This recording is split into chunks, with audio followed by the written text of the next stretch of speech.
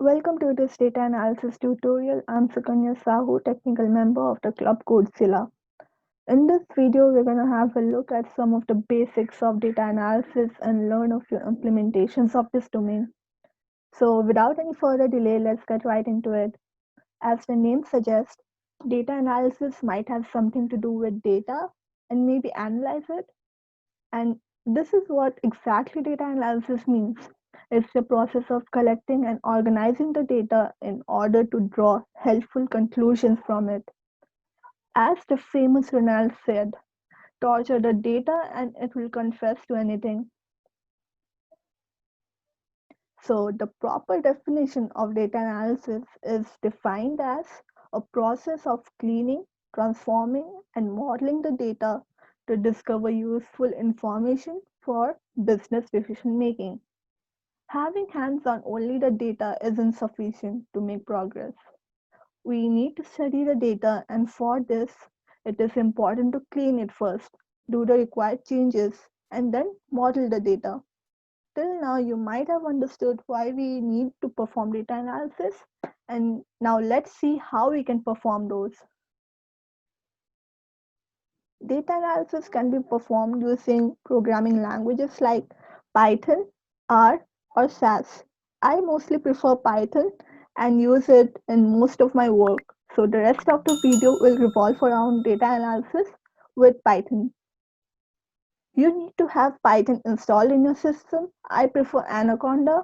You can go for VS Code as well. And in that, open Jupyter Notebook, where this is a place where we will do all the coding. There are some libraries which help us to do our data-centric tasks quite efficiently. Some of the libraries are Pandas, NumPy, SciPy, Seaborn, Matplotlib, Scikit-learn, etc., etc. Now, let me explain what all these libraries does and what the individual roles are. Pandas is basically used for working with arrays. It also has a function for working in domain of linear algebra and matrices. Pandas is designed to make working with relational or label data both easy and intuitive. Matplotlib is for data plotting and visualization, whereas Seaborn provides a variety of visualization. Seaborn is kind of mm, updated version of Matplotlib, you can say, and Scikit image and Scikit learn are used for machine learning algorithms. There are many such libraries. You can go search for those if you want to learn more about those. For now, let's move to the coding part, which you all have been waiting for.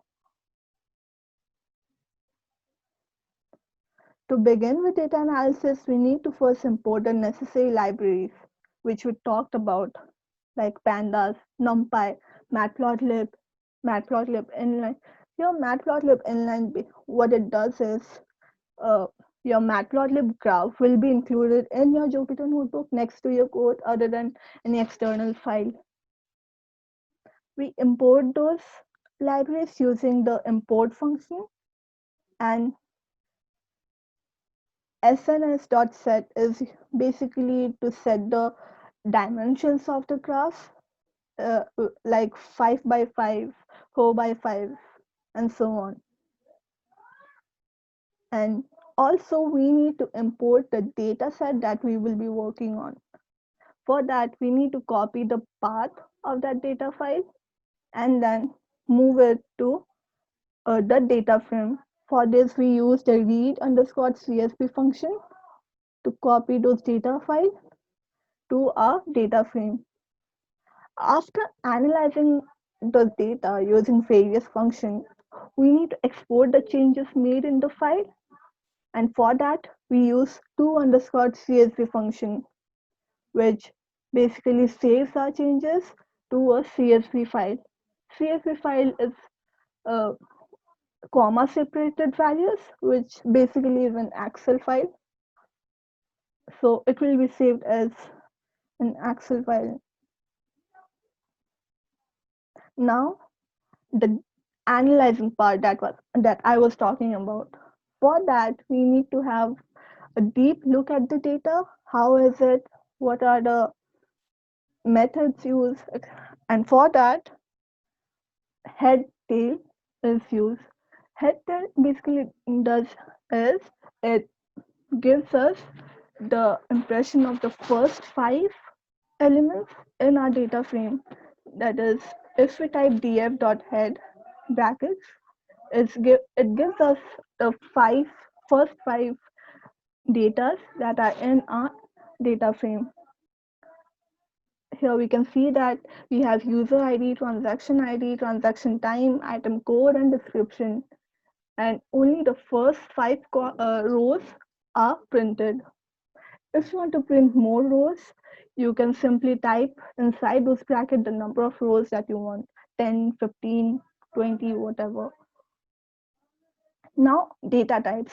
To see what are the types of this column, we use D types.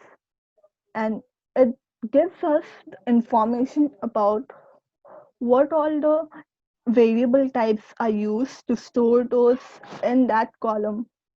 We have user ID as integer format, transaction ID as integer format, transaction time as object. Object is like string, character. This is important because there might be some anomaly, like the cost may be shown as object, but it should be float or int method. So to make those changes, it is important that we know how these methods are saved. Now let's see what describe does. Describe function actually computes a summary of the statistics in our data frame.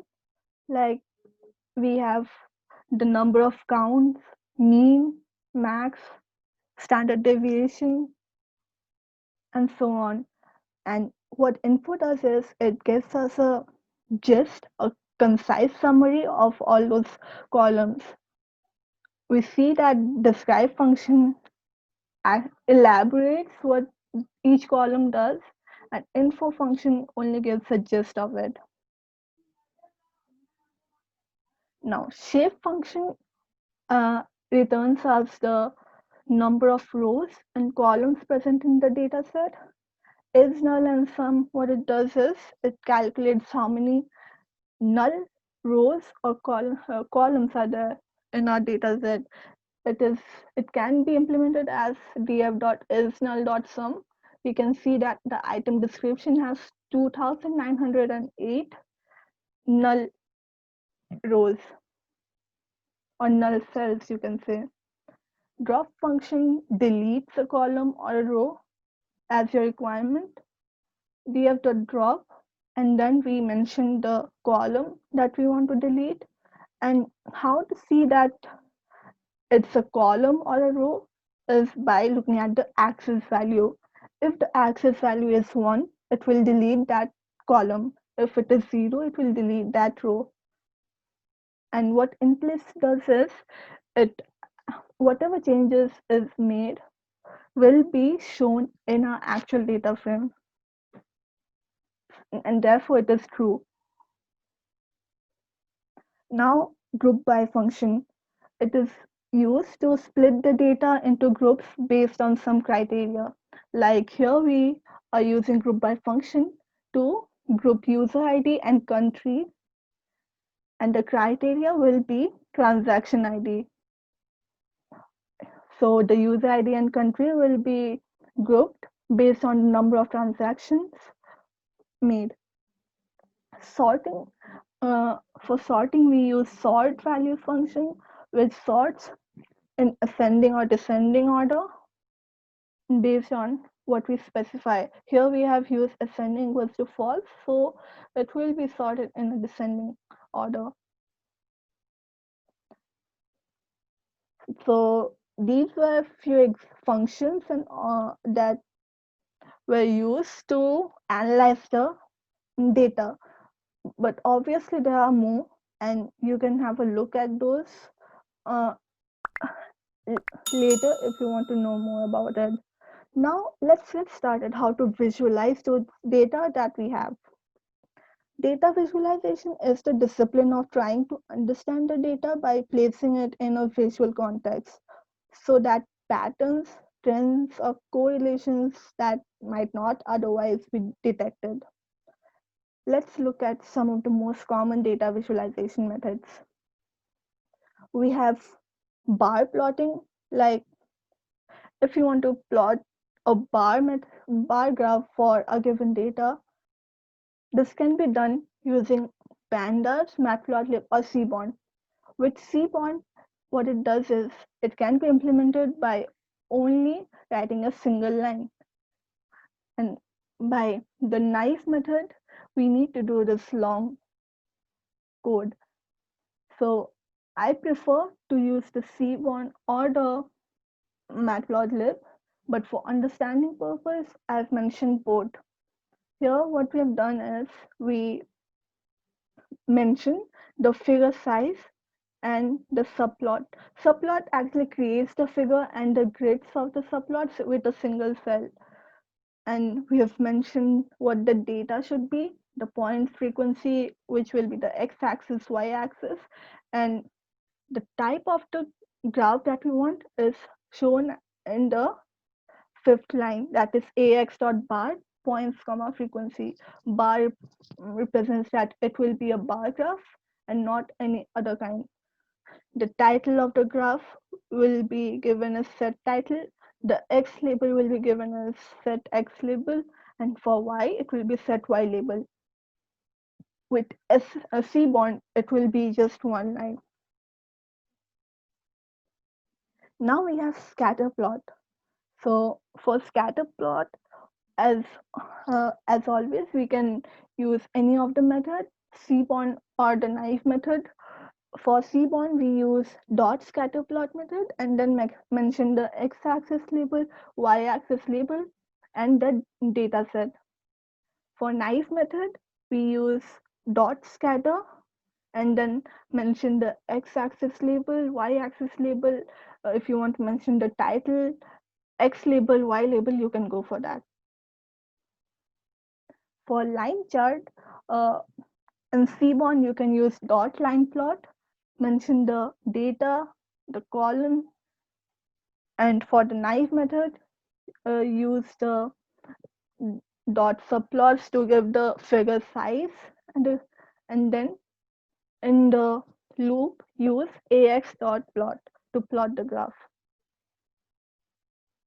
We also have histograms, and for seaborn, we use displot to visualize a histogram, and for the knife method, we use dot hist.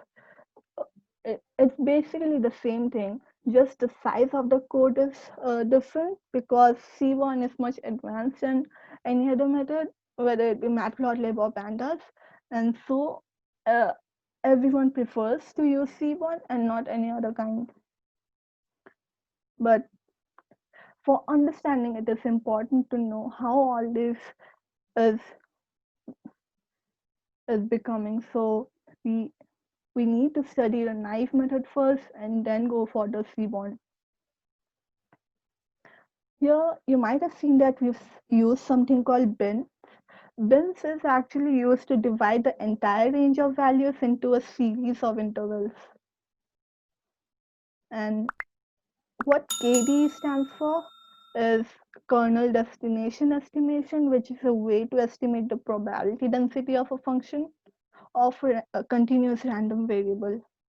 So yeah, that's it for today's video. I hope this tutorial made you clear about the basic functions and the libraries used for data analysis. So if you learned anything from this video, do hit the like button, share your thoughts in the comment section, and don't forget to subscribe to our channel.